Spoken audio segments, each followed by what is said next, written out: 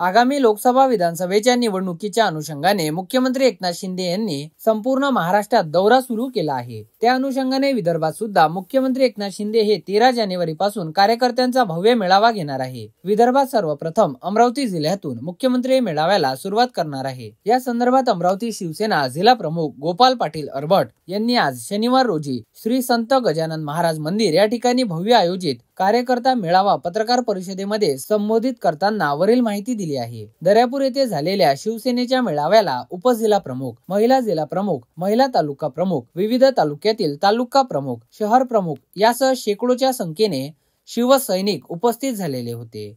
मुख्यमंत्र्यांच्या हस्ते दर्यापुरात भव्य मेळावा होण्याच्या आधी छत्रपती शिवाजी महाराज यांच्या जागेचे भूमिपूजन सुद्धा मुख्यमंत्र्यांच्या हस्ते होणार आहे, अशी माहिती पत्रकार परिषदेत जिल्हा प्रमुख गोपाल पाटील अरबट यांनी दिली। Bureau report, Amravati breaking.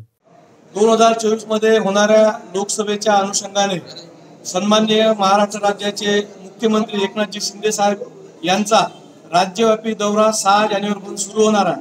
त्या अनुषंगाने अमरावती जिल्ह्यामध्ये 13 तारखेला मुख्यमंत्री साहेबांचं दर्यापूर तालुक्यामध्ये आगमन होणार आहे।